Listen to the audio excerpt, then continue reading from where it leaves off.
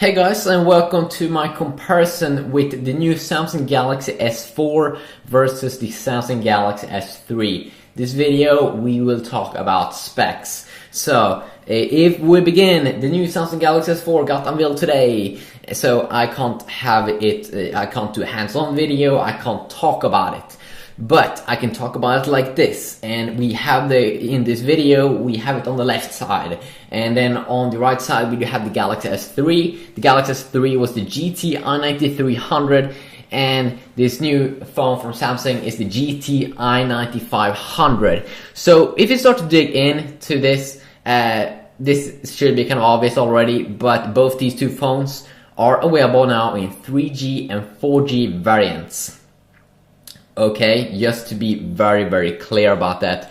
The new Galaxy S4 comes in two different variants. One that will be running with an Exynos 5 octa-core processor and having Exynos, and then another variant that will be running on the Snapdragon 600 processor that will be clocked at 1.9 gigahertz. That's a little bit higher than the HTC One that's clocked at 1.7 gigahertz, which is HTC's flagship device for 2013.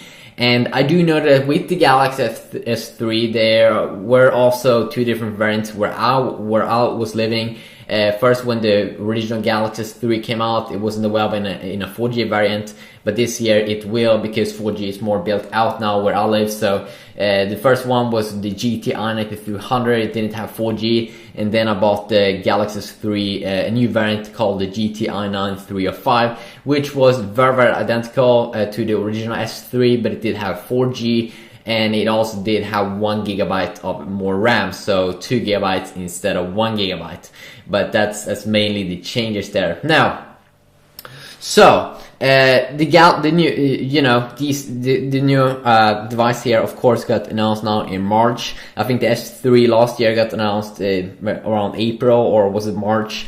And the S4 will be coming out here in April, probably late April, very early May. In Europe and a ton of other regions of the world. So it would be a little bit like around 1 month to 1.5 months earlier than last generation's Galaxy S3 that did come out at the end of May, early June. So if we look at the dimensions here, the first one you can see that the new S4 is a little bit thinner. It's 7.9 millimeters in thickness versus the old S3 that's 8.6 millimeters. They still have the same width, 136 millimeters, and then the height here is also pretty interesting that they are also very identical. They are around 70 millimeters on both. The weight here, 3 grams less on the new S4, 130 grams over there. The display technology is Super AMOLED screen on both. Now this is something that's interesting. With the Galaxy S2, the original Galaxy S2, it did have the Super AMOLED Plus display, but then Samsung did skip that, maybe because they did have problems to make 720p displays and HD displays of the Super AMOLED Plus screen. Because the S3 had a 720p screen, 1280 times 720 pixels, 4.8 inch in size, so that means that it would have a PPI of 306, which is extremely high. But now, of course, with the full HD display here on the new S4, which is even higher resolution, 1080 times 1920, and the display also bumped up from 4.8 to 4.99 inch. The PPI has bumped up even more to 441. Now, will you see a real big difference when you look at the text? No, you won't. Maybe if you are in the Kindle app and have the text set down to extremely low, you may see a small little difference here. But overall, it shouldn't be a big, huge thing there. Now, in terms of protection, we do have the new Gorilla Glass 3 on the new Galaxy S4, bumping up from Galaxy S3's Gorilla Glass 2, which I'm really not sure if it was better than the first generation Gorilla Glass, because both my Gorilla Glass 2, both my Galaxy S3 and my Galaxy Note 2 that I'm having right now that have Gorilla Glass 2, I smashed the screen on both of them. So I do really hope that the S3's or S4's Gorilla Glass 3 is even better. And yeah, I really do hope that. And also, speaking about you know, the body and dimensions here of this device is used like last year. It's not waterproof or dustproof, so I'm just letting you know about that. So card slot is there. You can remove the battery. Micro SD support up to 64 GB, same as last year. Internal, it will come out in 16, 32, and 64 GB variant, same use as last year. And 2 GB RAM, bumping up from the original S3's 1 GB RAM. But then, of course, we did have new variants of the Galaxy S3 coming out now with 2 GB RAM. But you shouldn't have any issues whatsoever over there. Also, the new S4 will come out in a black and white color here at launch, and then we'll probably get new colors later down the road, just as we got with the S3. They actually did launch in a blue color and a white color in the beginning, but this time seems to be black and white again. So if we move down, speed now also has bumped up a little bit. You should be able to get you know, HDDPA speeds of 42 megabits per second instead of just 21 megabits per second. And then you do have support for Cat3 and some other interesting stuff here. And then also Wi-Fi support. You now have support for not just the normal Wi-Fi 802.11 ABGN technology, but you also now support for the AC Wi-Fi technology, which I don't think most people will have a problem with that, but could be fun to know there. Bluetooth, of course, version 4.0 on both, NFC on both. You also get an infrared port here, an IR port for the Samsung Galaxy S4, which is pretty cool. The original S3 didn't have that, so you will be able to use your S4 as a remote controller to, let's say, your TV or whatever. So, of course, that's very, very cool. Also, USB, you will have support for MHL on the Galaxy S4, and you don't have to use Samsung's MHL adapter that you had to do with the Galaxy S3, but now you will be able to use any MHL adapter from what I have now understood. Also, the camera is a bump up here from 8 megapixel camera to a 30 megapixel camera. And the new Galaxy S4 also, you know, the software improvements, mainly this video won't talk that much about the software, but the new camera software in the Galaxy S4 compared to the S3 has also been updated, and the S4 is borrowing a lot of things from the Galaxy camera software. So it's a little bit more cool there in the camera, and also that the camera is being bumped up from 8 megapixel to a 30 megapixel sensor. So it would be fun to see see the kind of camera quality there, and also you do have some awesome new cool things in the camera software that you'll be able to record a video and use the same both cameras at the same time, dual camera. And this is something that you also will be able to use in video calling. Now, probably most of these features, these cool features in TouchWiz that you will get with the S4, they probably will be available in the S3s later on down the road. So that's why I'm not want to focus too much on that in this video. But the camera is also updated front-facing camera to 2 megapixel compared to last generation's 1.9 megapixel, and also now the front-facing camera records video in 1080p instead of your 720p as with the S3. And also you get the latest version of Android. You get 4.2.2 Jelly Bean with the S4 once it's going to get out here on the market in April. Compared to the Galaxy S3 that's having Android 4.1 Jelly Bean at the moment. But that one probably will be updated to Android 4.2.2 very, very soon after the S4 release, maybe a month later or something. And then also pretty interesting here, the chipset, because I've been talking about this, that the Samsung Galaxy S4 will come in 2 different variants, one with Exynos and one with Snapdragon or Qualcomm. First we do have the Exynos one, which will have the new Exynos 5 Octa 5410 compared to last generations, or the S3's Exynos 4, the 4412 one. So a big update there from Exynos 4 to 5. And the big update here with the CPU, of course, is that not only do you get quad-core 1.6 GHz Cortex-A15 with the S4 compared to last generation's quad-core 1.4 GHz Cortex-A9. So first a big huge bump here used on that. First you get quad-core on both, of course, 1.6 GHz, so a little bit higher clocked here. with Cortex-A15 on the S4 from 1.4 GHz on the S3, but you also get a huge bump here from Cortex-A9 to Cortex-A15. That's like, I think, twice performance used over there, and then also that the clock speed is a little bit higher. But then you also get 4 extra cores with Exynos 5 clocked at 1.2 GHz, the Cortex-A7. They're not as good as Cortex-A9, but they're meant to be used in a state where you don't use the phone in a heavy way,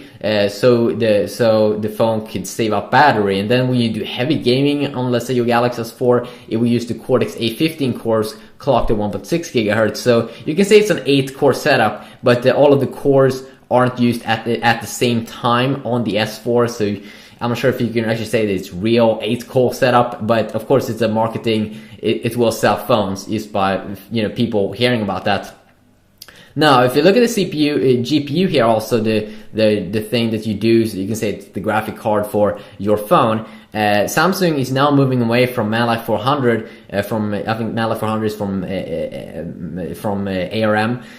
So they're switching away from that, and now they are going with the PowerVR SGX 544 MP3 GPU that you will get in S4 compared to Mali 400 MP stands for multiprocessor that you would get in the S3. So I'm not sure why they're doing this. But the PowerVR SGX 544 MP3 there at the end stands for, you know, this triple core graphics.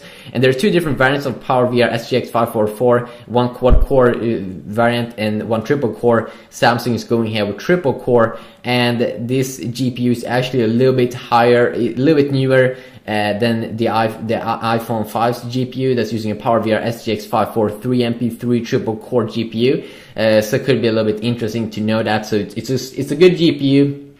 It's a very, very good GPU.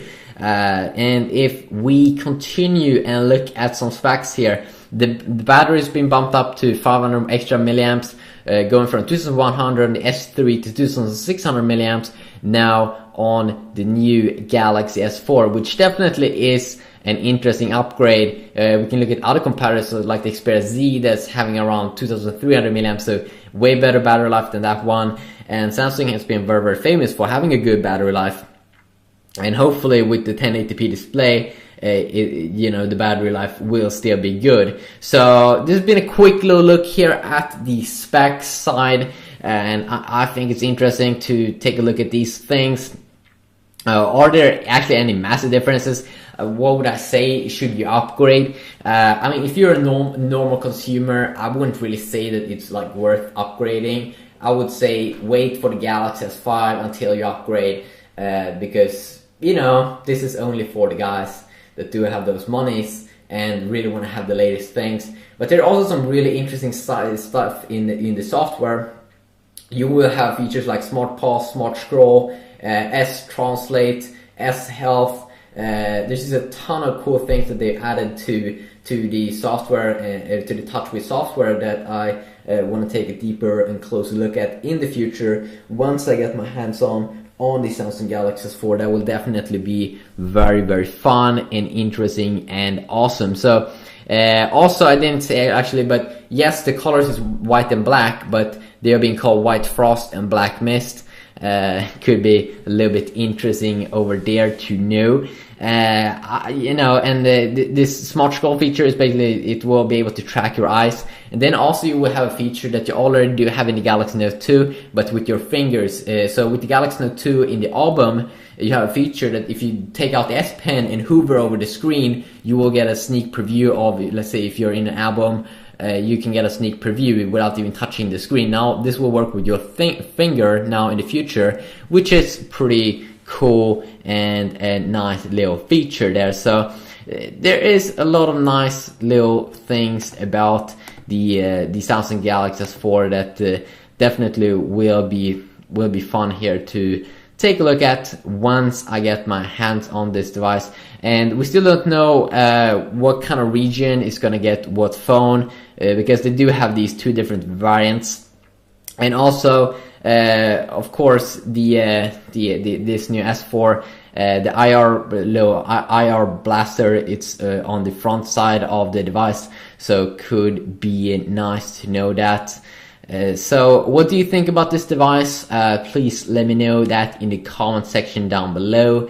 I think it's a good upgrade actually, but if you are already having the Galaxy S3, maybe you shouldn't upgrade right now, especially if you're short on money. You also have other cool features in TouchWiz, especially in the camera. You have these features like drama shot, and also that it will take burst shots actually quicker than the Xperia Z, so you will be able to take 100 pictures in around 6 seconds, and drama shot will let you take or create animated GIFs out of those things. And then also they have a feature called sound and shoot, where let's say you take a picture, you can also record a 9-second audio to that picture, so then you can also of course send it to someone if you are interested in that. Now the other smart feature that they also did have was called smart pause. It basically, let's say you play a movie or something, and then you look away from the screen, it should basically pause whatever now you're doing. And then they also have a feature called group play, which just makes you, let's say you have Galaxy S4 friends,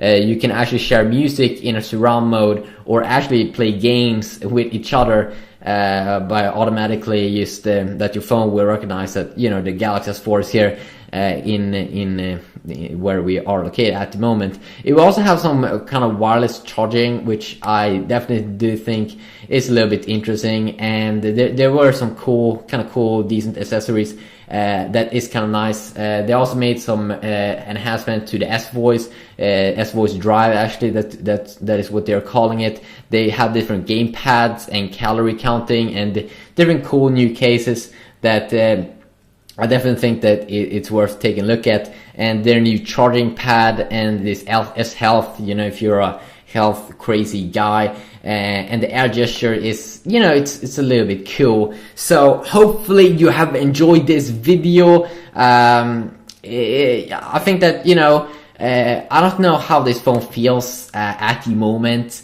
It still has this plastic feeling from what I've heard. But of course, as you can see, on the back and on the top of the device, you still have the plastic feeling, but you have some kind of other materials. So I actually think it looks a little bit cool. And also I think that on the sides of the phone, it seems like they have updated that. So the phone will come out in 155 countries, on 327 different carriers. So the possibility that it will come out to you, it is pretty big, and it will come out to all, you know, major carriers in the US. Even some small guys is also coming out. And also this 4G LTE that they were saying, they did also state that it was supporting up to hexaband, so that could be a little bit awesome over there.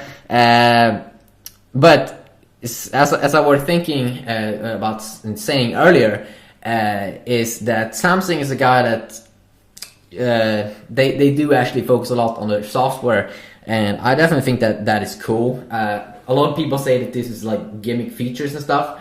I actually think that we're coming to a phase now where I'm not really sure how much more cool things you can do with the specs. I think that the specs race could die off in a few years from now, and that more focus will go on the various software. And I don't think that the software that Samsung puts out on their devices is one of their things that do make them kind of unique, that they do have a ton of different features. And then you can also talk about that a lot of it is like giving features, but actually I do use S-Voice sometimes, and I actually do think it's fun when they bring out new cool awesome things like this. And you can also argue about the plastic feeling of the device. Should it feel like this? I mean, like, I've been using Galaxy phones since the original Galaxy S2. I used the original Galaxy S2. It was one of my first Android smartphones. I used that one for around 2 months, and then the Galaxy Note came out, which was one of the phones that did revolutionize the market of phones, because it was over 5-inch. It was 5.3 inch. You know, it was so cool using that phone, because it was like this new kind of cool thing, and no one had such a big phone. And I used that one for 6 months. Then I bought the Galaxy S3 when that one came out, and also did revolutionize the market. It was like 50% better performance than the Galaxy Note.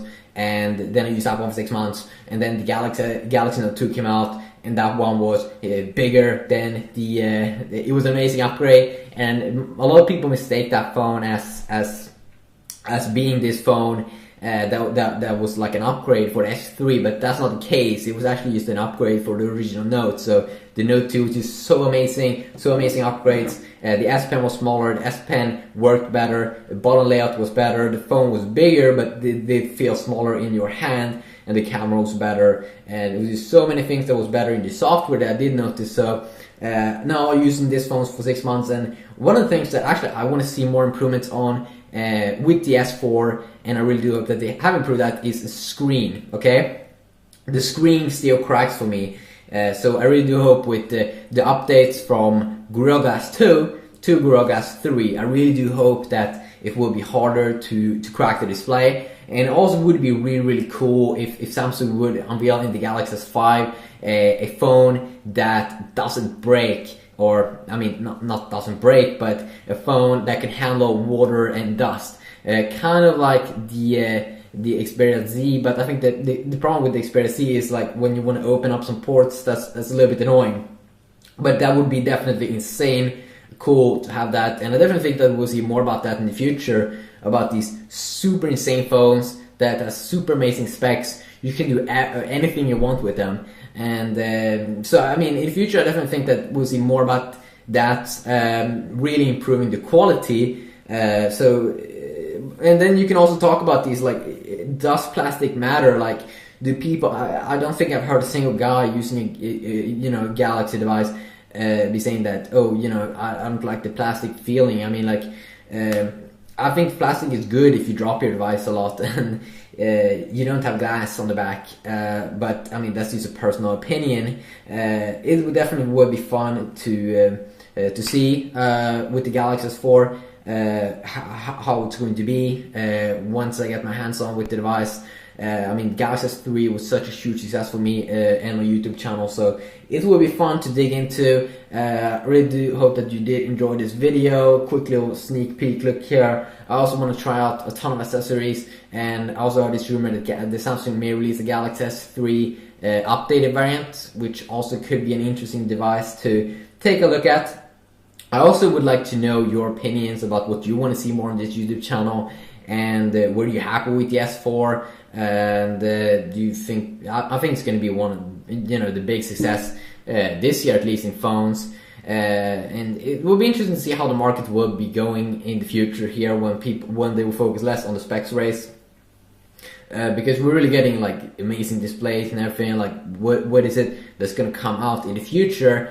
I have no idea, but it will definitely be fun to follow up the market. And also one thing that I want to see more is just the better synchronizations over different apps, different computers. I just want everything to work seamlessly. I don't have to worry about syncing or anything. Everything should just be automatic.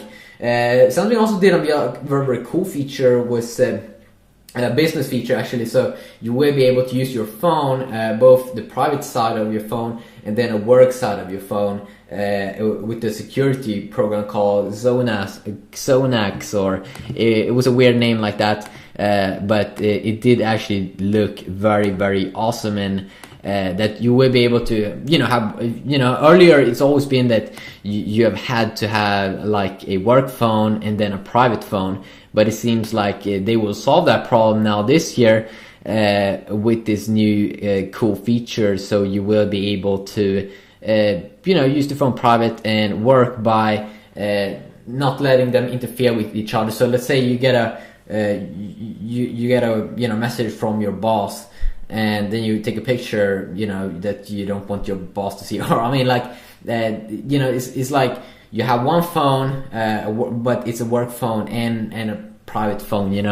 It's a little bit complicated to know. And showing your pad definitely would be something also that would be kind of interesting. We're starting to see it more and more this year. And also this gamepad also did look pretty interesting, having that kind of gamepad and have fun and you know, play around with. And the program was actually called Samsung Knox.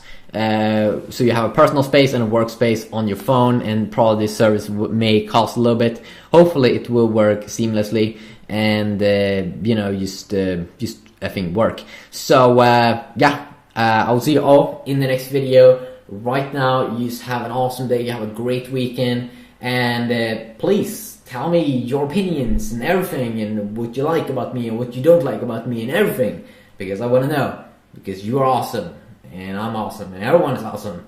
Everyone that's doing what they love, they are awesome, and it's super great. Yeah, have a good day. Peace.